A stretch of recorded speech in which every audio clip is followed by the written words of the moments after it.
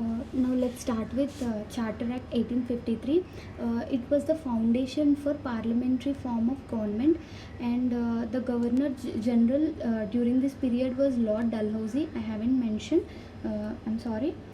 So this formed a foundation for parliamentary form of government. How the name itself says parliamentary form of government now, which is going on, which in India has been following.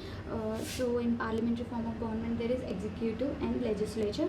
So till now executive and legislature were included in both in Governor General Executive Council.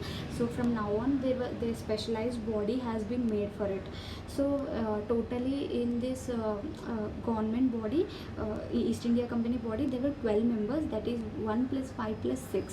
One is Governor General of Bengal, and in these 5 they included Commander in Chief and other 4 members of the Executive Council, and also there were 6 members, out of which these 6 members are the legislature, and in this legislature 4 members are appointed by the local government, but this really does not include the Indians. It was just a representation, an opportunity for the local or Indians to represent a person whom they wanted.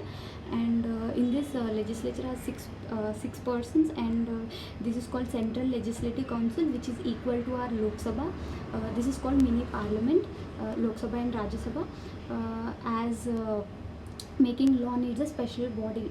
And also executive, which has 1 plus 5, as Governor General is too burdened, so the legislative powers have been separated. Next, open competition to civil services to implement these laws. After the Macaulay's committee.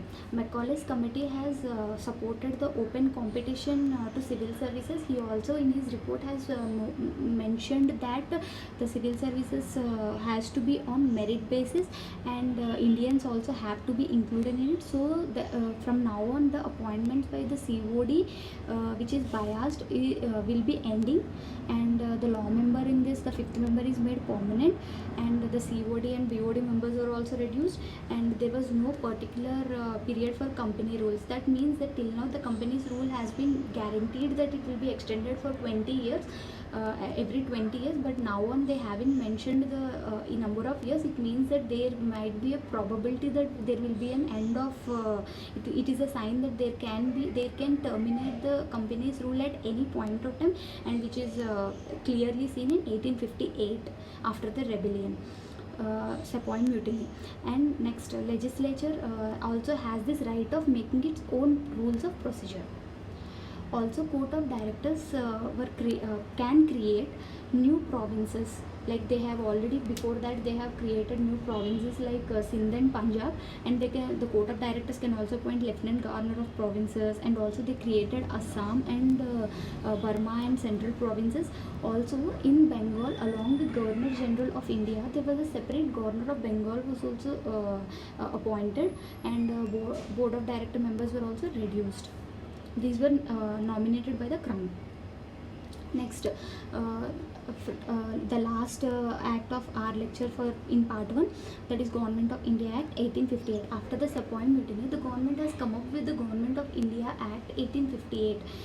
This is a very it was seen as a major reform, and hence it was mentioned as Act for Better Government of India, but actually it does not alter in any substantial way. The exploitation has continued, the rule and the exploitation of Indian resources was continued, the drain of wealth has been continuing, but under the name of crown rule. So the crown rule has begun from this act, and there was end of company's rule, and a secretary of state was created. Till now the dual system of government, which is under board of control and court of directors, have ended with this act, and secretary of state has been created. This secretary of state is actually an MP in the British Parliament, and is also a member of British cabinet.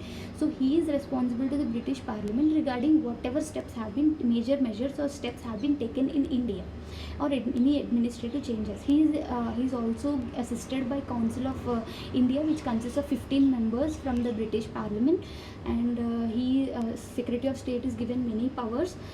He is a body corporate, and from now on the Governor General of India is called Viceroy.